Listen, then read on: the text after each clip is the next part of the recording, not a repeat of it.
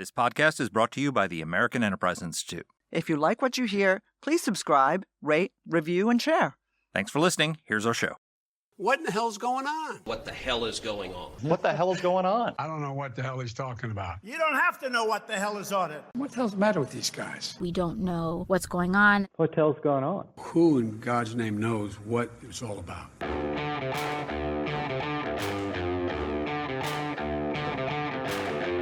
Hi, I'm Danielle Pletka. And I'm Mark Thiessen.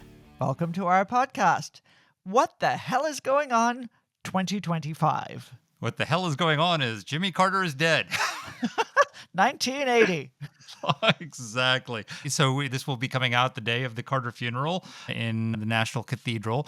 And so we're here to talk about the Carter legacy in the tradition of this podcast. I know when there's a funeral and we're laying people to rest for their final lap through Washington, we're supposed to just say nice things about them and remember the good things and not the bad. But we think that you deserve a fulsome understanding of what a disaster the Carter presidency was. And what we particularly wanted to do with this podcast is, so 20 years ago, People magazine wrote, I'm going to read the quote, "Almost everyone agrees Jimmy Carter was not our best president, but as a former presidents go, he's tops. He was the consensus that he was our best ex-president." And we are here to tell you that Jimmy Carter was, until the last 4 years, the worst president in American history. And we can go into the comparisons of that. But he was also the worst ex-president ever to serve in this country's history. He was an absolute disaster, a meddler. He undermined his successors of both parties. The story of his post-presidency is almost as catastrophic as the story of his presidency. Yeah, it's really true. And it is a testament to not just the dishonesty of the legacy media on this question, but also, frankly, of our short memory, right? We tend to just look back. The right word here is look back and lie about how it was. And I fully admit that that applies in a bipartisan way. But we should look back and understand two, I think, critically important things. One, that Jimmy Carter truly shaped the modern Middle East. And people will say, that's right, Danny, because he is the author of the Camp David Accords, the first peace agreement between Israel and an Arab state. And Egypt was by far the most important Arab state at that moment. Well, good for you, Jimmy. On the other hand, he managed to trump that and destroy that legacy with his willingness to allow the destruction of what was then Iran and is now the Islamic Republic of Iran, which is the source of all evil. The most malign power until Al-Qaeda, responsible for more American deaths from terrorism than any other power. And it is Jimmy Carter who brought us that legacy. So many of the problems we face today are legacies of Jimmy Carter. You know, the best thing I can say about Jimmy Carter is we should probably try and say something positive. And we do in our interview a little bit, give him credit, grudging credit for a few positive things. I mean, I write every year for both Trump and for Biden the 10 best things and the 10 worst things that the president did this year. And I'm sure if I was writing those during the Carter years, I would have been able to struggle and come up with 10 good things that he had done each year. But it would have been hard. And the bad outweighed the good. But the best thing I can say about him is that he laid the groundwork for the Reagan Revolution, and he lived long enough to see someone else seize the mantle of the worst president in history because he lived to see Joe Biden. I mean, and if you think about the parallels between the Carter years and the Biden years, I mean, think about that. Runaway inflation. Remarkable.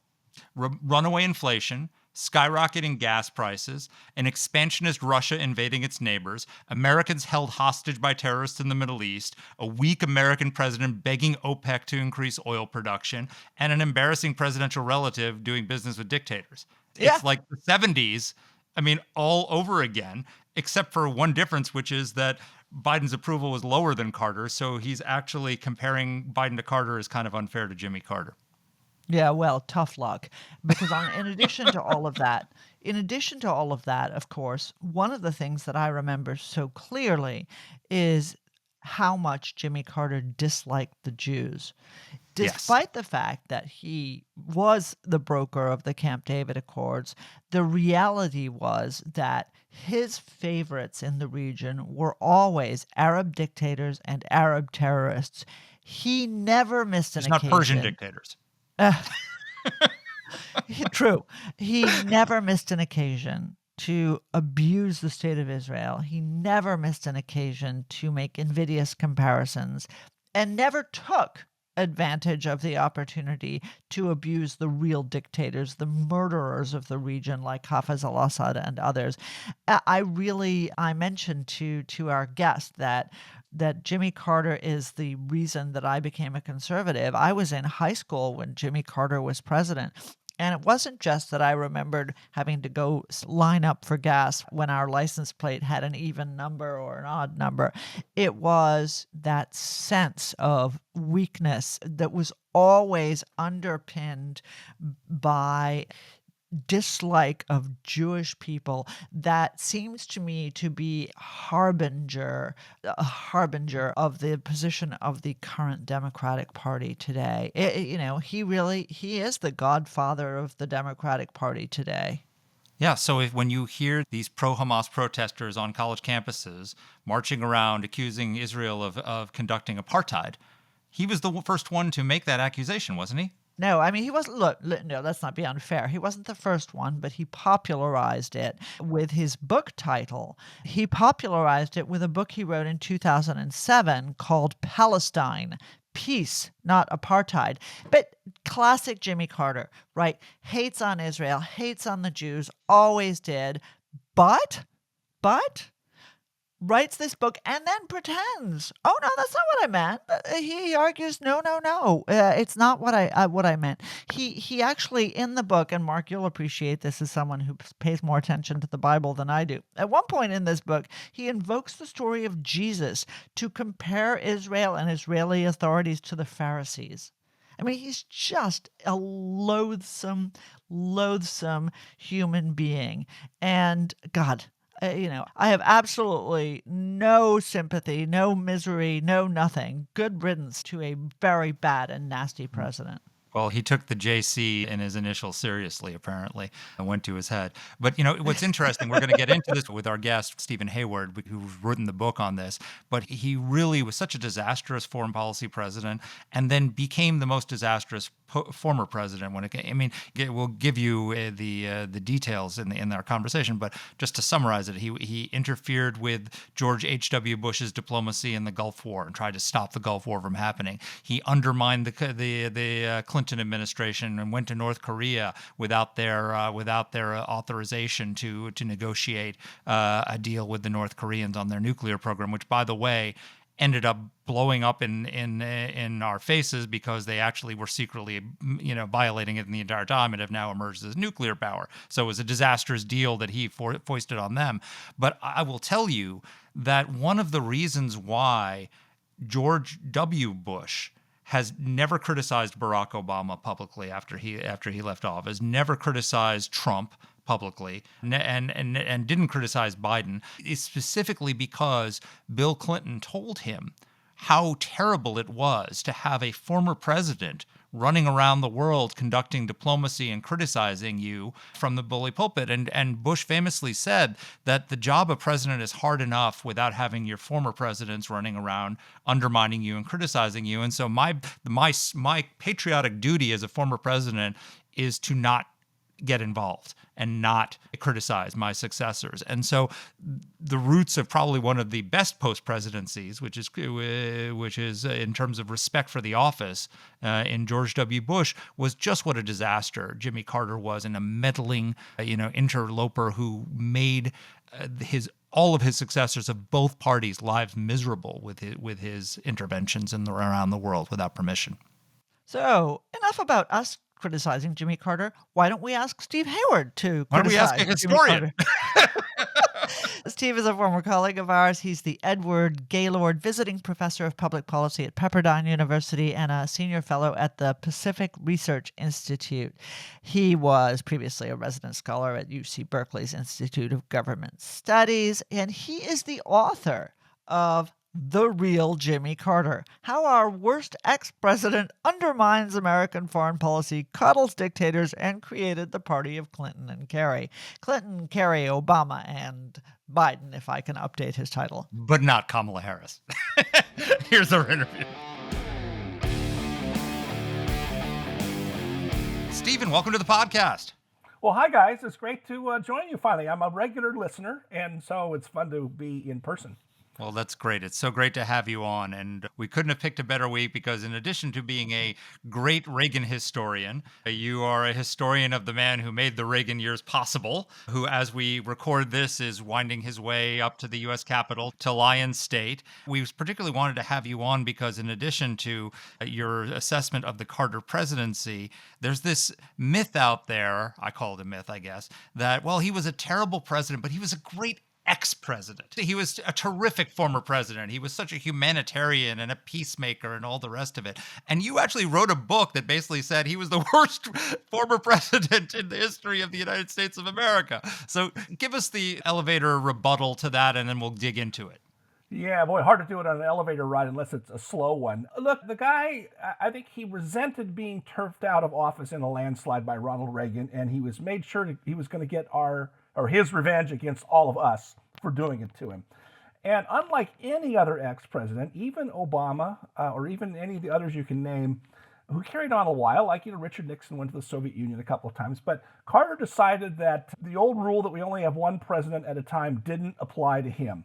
And so for 20 years, at least, he actively interfered with the foreign policy of three presidents in a row from both parties, driving them crazy, and intervening in ways that were unhelpful to American interests and American purposes. And put it this way, if he had been a private citizen, a purely private citizen, and not an ex-president, I think he would have been arrested and tried under the seldom used Logan Act of interfering with American foreign policy by a private citizen. And I can give you examples, but I think you guys probably know some of them. Well, let's go through some of them. For sure, but yeah, absolutely. Let's review the bidding, shall we?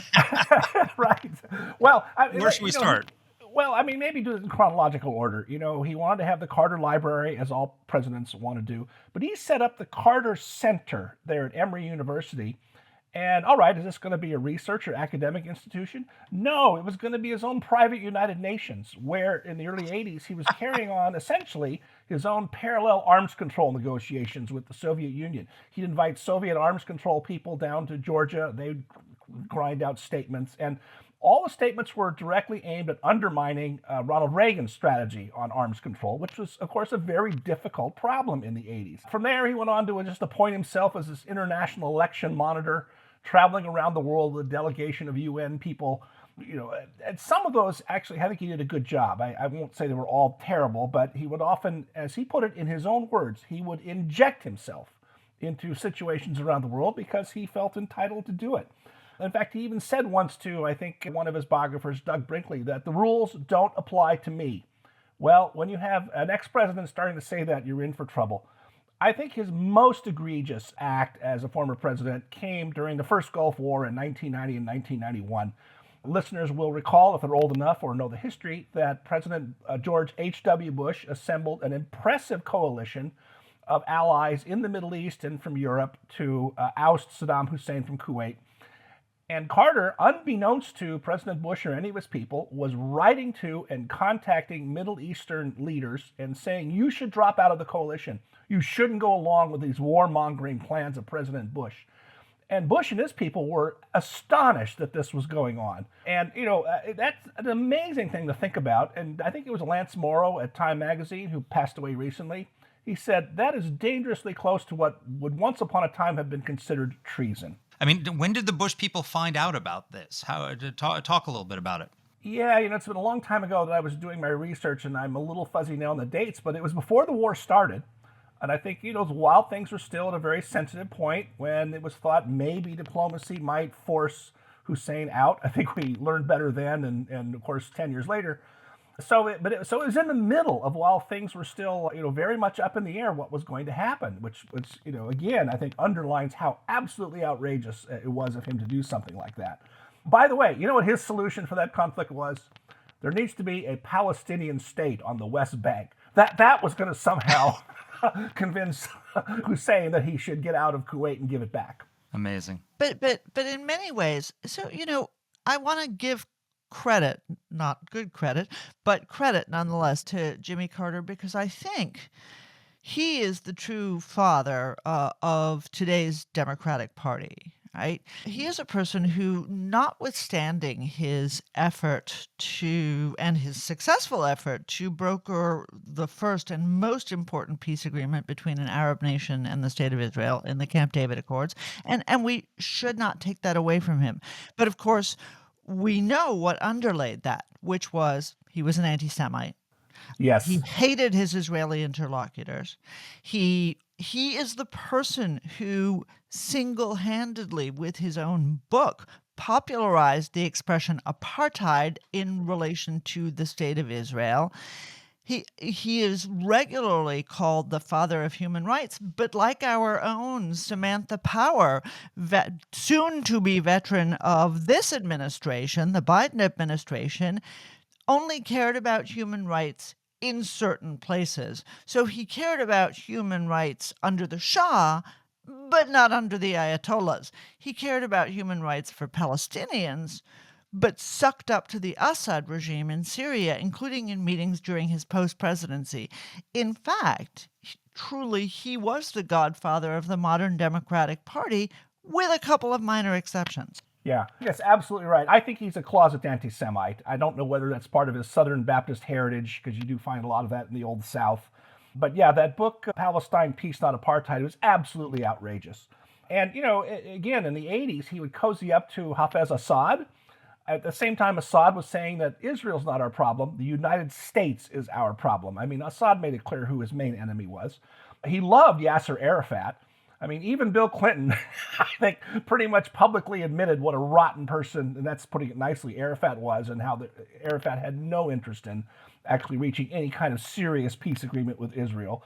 So yeah, I think you're right, Danny. He used or abused his moral authority to give vacation to exactly that strain of anti-Israel, anti-Semitic strains that are so powerful in the Democratic Party today. I mean, I can't believe what I've been seeing. I'm sure you can't either. No, that's for sure. And another bequest, to the modern age.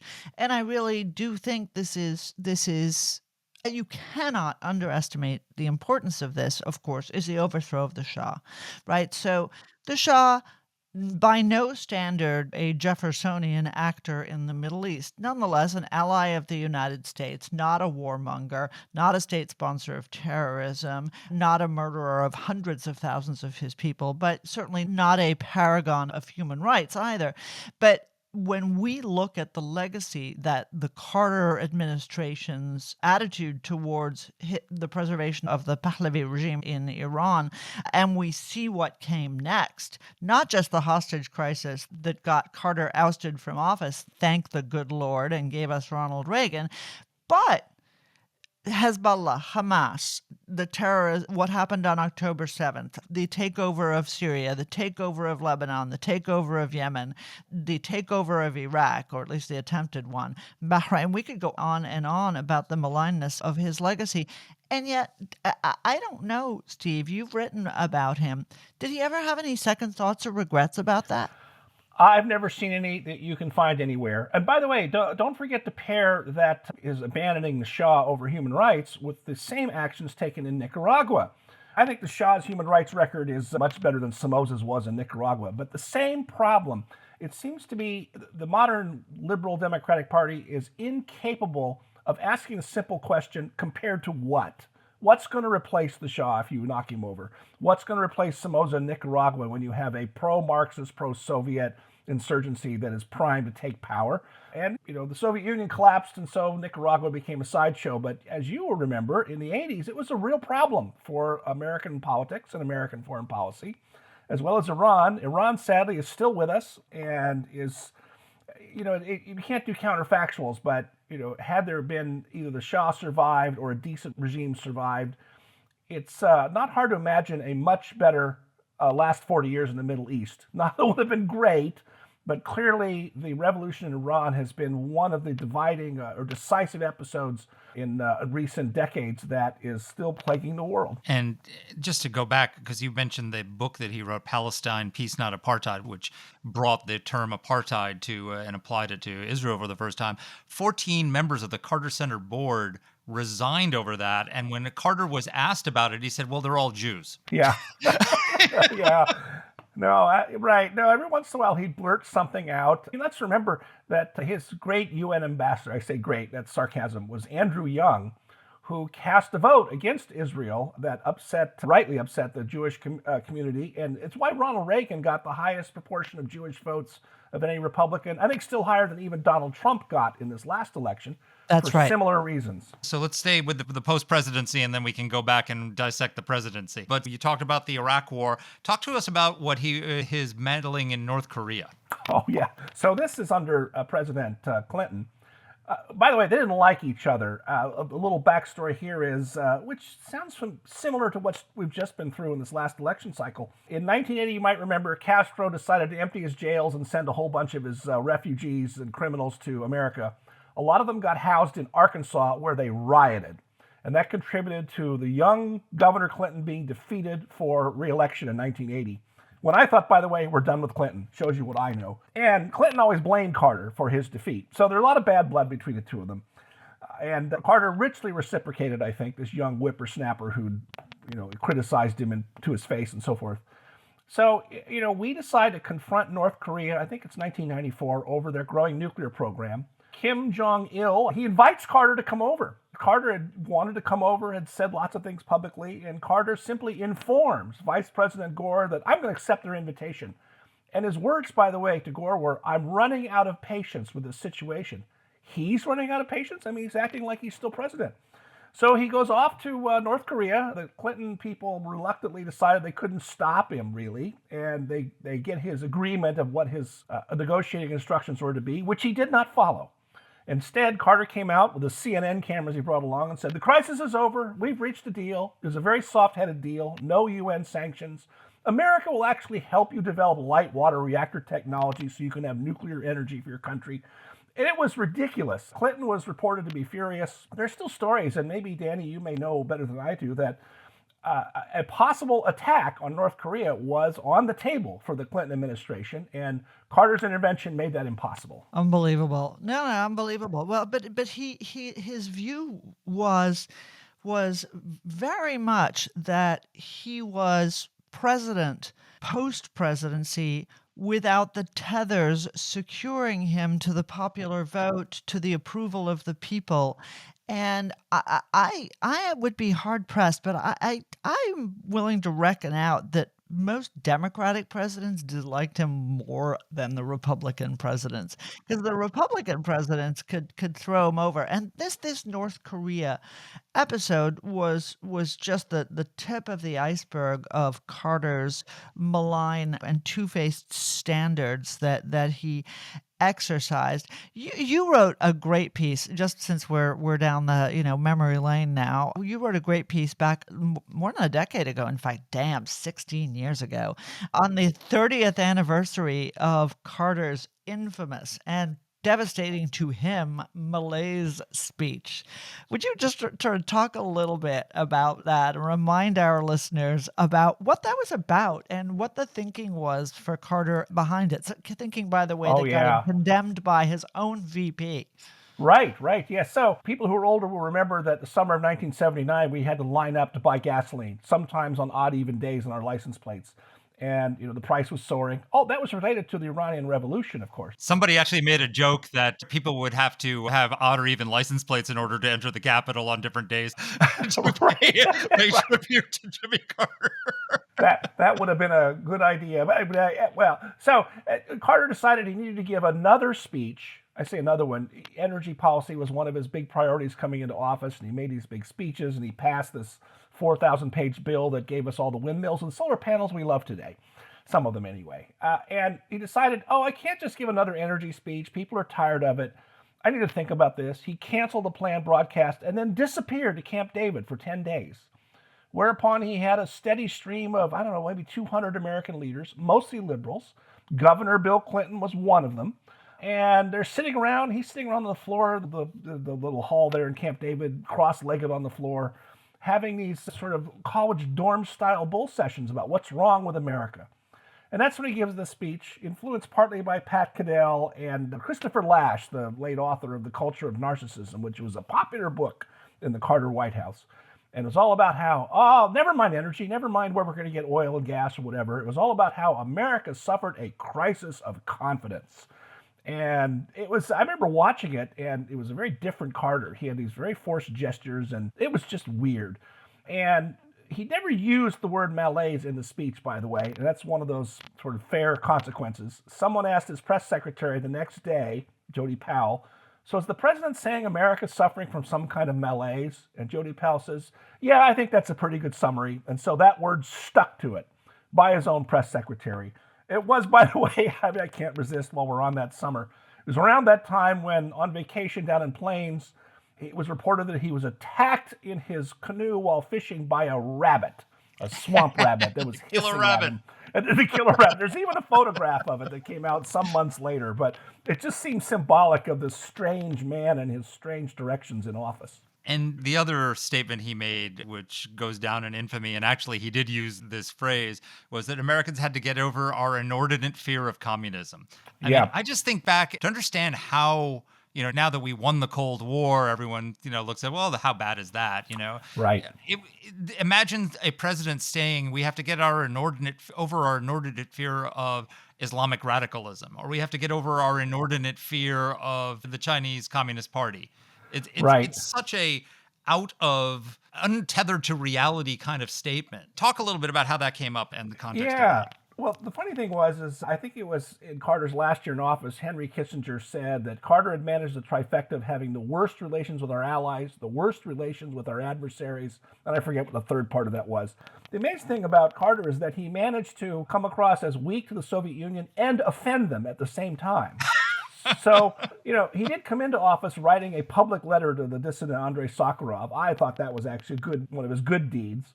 But then he starts conducting arms control negotiations in public, saying, here's what we want in arms control. The Soviet Union didn't like that. They were much more comfortable with sitting down with Americans and going on for days and making no progress. And so they thought Carter was a kind of a clown, but an annoying one at the same time. And so they didn't like him much. And their hope, by the way, was that Reagan would be like Nixon. He would come around to détente, and they were shocked when Reagan didn't. But yeah, Carter just showed his naivete and shallowness in the entire way he conducted foreign policy, especially with the Soviet Union. That's 100% true. Now, it's not all bad news. And there are two things in particular that I think more conservative outlets have emphasized where the modern Democratic Party and the modern left have really diverged from the Carter era, which is kind of interesting.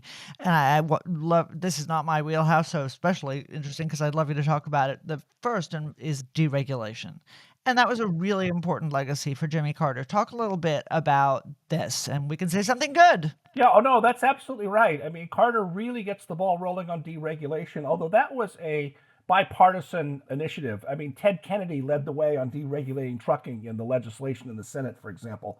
But Carter and his team pushed very hard to deregulate airlines so they can compete in the way we know that they operate now. So fares are much lower. My favorite is, I shouldn't laugh because it's serious, he deregulated beer brewing. The whole craft beer revolution really starts under Carter. Started with Billy Beer. Billy Beer. It wasn't really Billy Beer, but that fits the story kind of nicely in a sort of larger way. And then I think the other thing is Carter was something of a fiscal hawk. Now, inflation kept making our budget deficits bigger and bigger. But one of the things that got him in trouble, especially with Ted Kennedy, is that he wouldn't spend more money. That contrasts, I think, with Biden. And then they also, although he came late to the cause, he did appoint Paul Volcker with the mandate to bring inflation down that was so far out of control, much higher even than it was under Biden. And Biden showed no interest in even recognizing the problem, let alone showing any restraint in spending or having the Federal Reserve act more vigorously about it. The other one, which positives, if I can get in a positive, Danny, is that he learned his lesson when it came to this after the Soviet invasion of Afghanistan. And actually, the Reagan defense buildup started in the last year of the Carter administration. He had a 5-year budget that would increase the defense spending by $100 billion. So he, at least in that perspective, did he learn his lesson about the defense cuts, or am I giving him too much credit?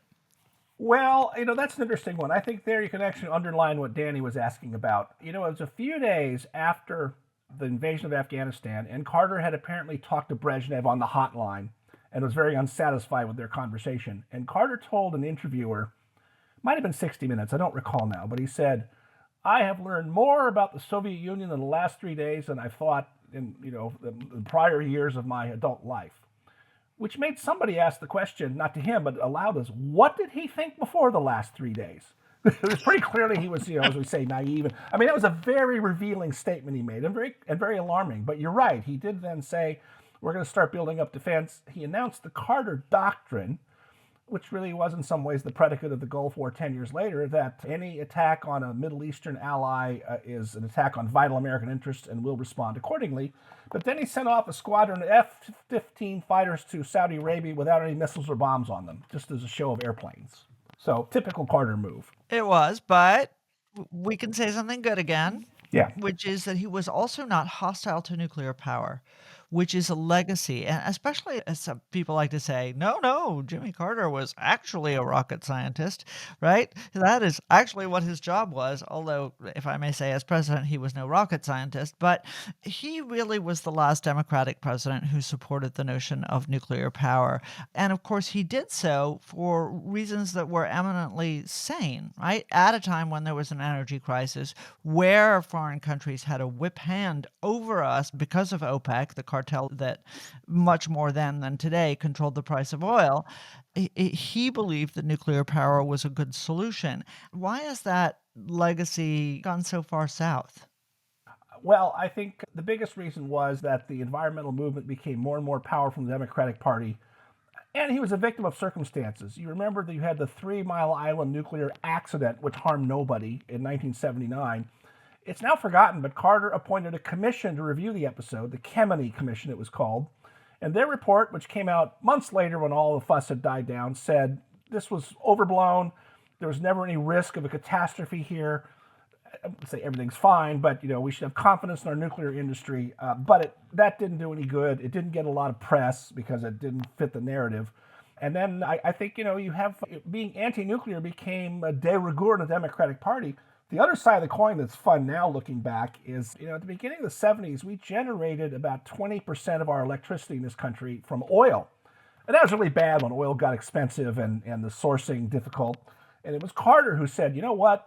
America is, in his words, the Saudi Arabia of coal.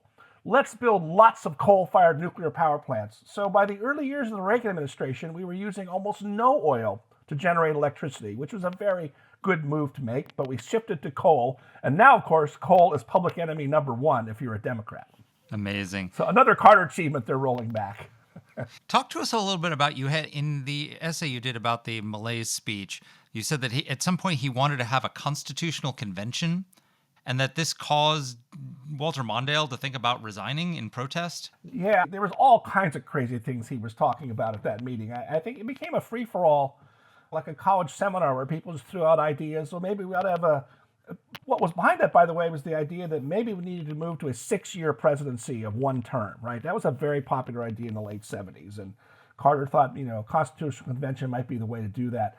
But yeah, Walter Mondale, who an old New Deal liberal, was so distraught and opposed the speech and told Carter he opposed the structure of the speech as it was written for him, that he did consider resigning. And at the end of the day, I think the duties of office and the thought that he needed to be loyal and probably maybe thoughts of his own future ambition came to mind, because he's never really talked about that much. I mean, it was well known shortly afterwards that this happened, but Mondale never later reflected on it or explained it in any more detail. But still, what an amazing thing that you're so far off into the wilderness that your own vice president, a very well-regarded guy from the mainstream Democratic Party, considers resigning. So for me, sort of exit question here is what accounts for the whitewashing, the rose-colored glasses over Carter? Is it that Americans are fundamentally sentimentalists? George Bush was despised as he went out and ushered in Barack Obama, and now people look back on him positively. We all got along during the Reagan years. Right. It's a bit of a lie, but yeah, right. Yeah. Right. Right. Yeah. No, exactly. I mean, is that what accounts for this? Is it just that he lived so long that everybody's forgotten how much he sucked? That's part of it.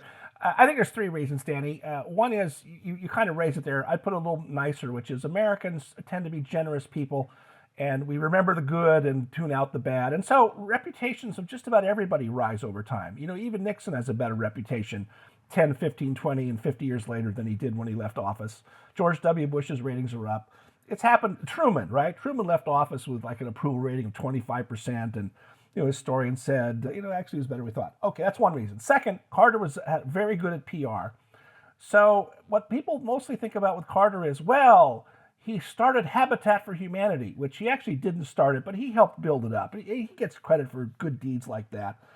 He also did work assiduously to eradicate guinea worm disease in Africa, a rare but really nasty disease that afflicts a lot of children, and he gets a lot of credit for that. If he had done only those kinds of things, he would deserve the reputation of this sort of elder statesman and humanitarian, an American Gandhi, so to speak.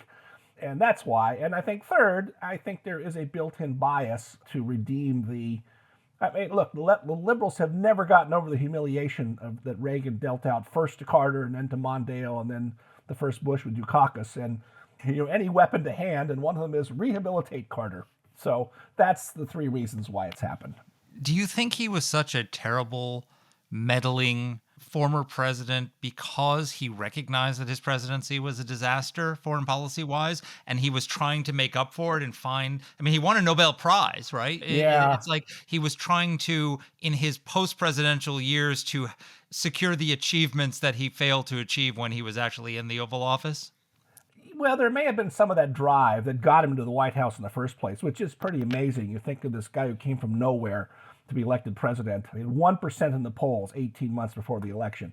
I think it's his ego and his overweening sense of self. Here's a little clue that some people have pointed out to me.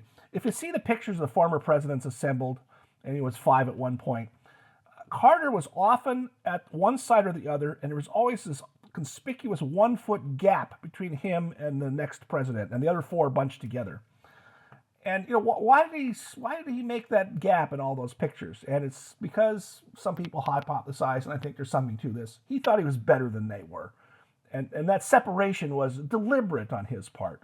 The only time you'll ever see him standing really close to presidents when they put him in the middle, which they did in a few pictures, because he was the shortest, by the way, of the last 5 presidents. So it's kind of fun.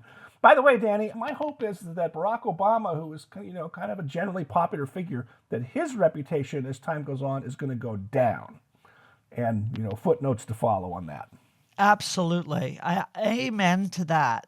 And for me, this is not just Democrats. There are Republican presidents who I couldn't abide, George H.W. Bush being one of them. But, right, noblesse oblige Republican Party. And it's funny that his son ended up being so much better a president for whom Mark worked. But I agree with you entirely. It's time for some Barack Obama revisionism, because he is the one who gave us all the people who gave us the Biden administration. And on that note, Steve, we'll walk down memory lane. It's so great to see you. Thank you for sharing your time with us, talking about, yes, absolutely. The motto of this podcast is not nil nisi de mortuis bonum, do not speak ill of the dead. Not ever. Take out the Right. Well, thanks, guys. See you soon, I hope. All right. Take care. So, Danny, what do you think? So, for me, one of the things that I think has not been talked about enough is how Carter really shaped the modern Democratic Party because Clinton actually was an aberration. Clinton was a guy who liked to work with the other side. Clinton was a guy who wanted to do good things in the world. Clinton was a guy who, while I didn't always agree with his policies, generally speaking, liked to stand up to bad guys. And yeah, of course, he liked a little something something on the side and under the desk and God knows where else as well, and was not a great human being or a husband. But he certainly was a better example. But I think he was much more the aberration. I think Jimmy Carter deserves the title of godfather of the modern Democratic Party. He is the person who is most like AOC, most like the far left squad, most like what I suspect the Democratic Party is going to look like post Joe Biden. Yeah, I think you're right. He presaged the rise of anti-Semitism in the Democratic Party today that we see in the halls of Congress, and in the fact that Joe Biden was terrified that his support for Israel would doom his reelection when, in fact, it was everything else that he did.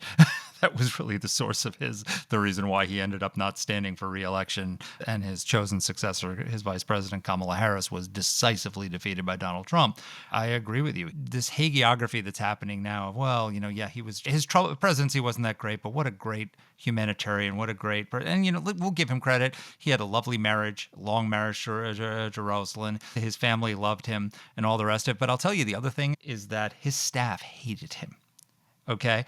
So we have this group called the Judson Welliver Society, which is all the former speechwriters from every administration. When I was in the Bush administration, we were all invited to our first Judson Welliver meeting. And what happens at these meetings is, and they're off the record, so I won't say specifically what was said, but every administration, one of the speechwriters stands up and tells stories about their president. And at that time, we had speechwriters going all the way back to Harry Truman in the room. The Truman people are not there. We just had a dinner recently, and the Eisenhower speechwriters still showed up. They're still with us. Wow. And it's so cool. But everybody tells these wonderful stories about their president and what a nice guy he was, and behind the scenes, and how he worked with his speechwriters and all the rest of it.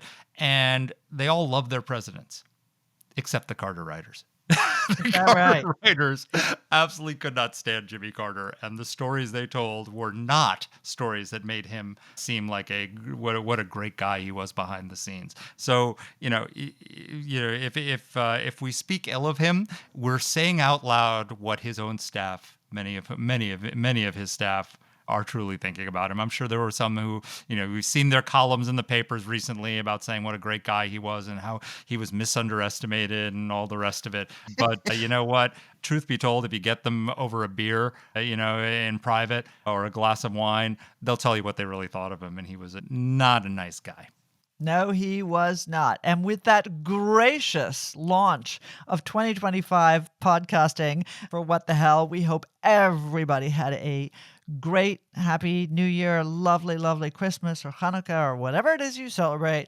And we're looking forward to a really adventurous new year when we will bring the What the Hell back to Washington. That's for sure.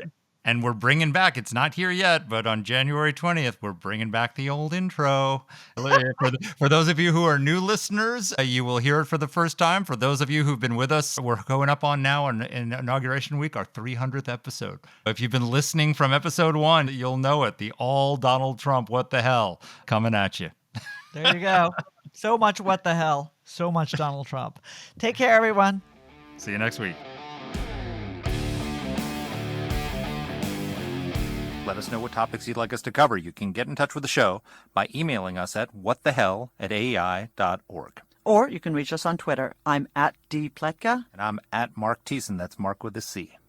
Please rate and review the podcast. If you like the show, please subscribe, share it, comment on Apple Podcasts, or wherever you're listening to this. Thanks for listening.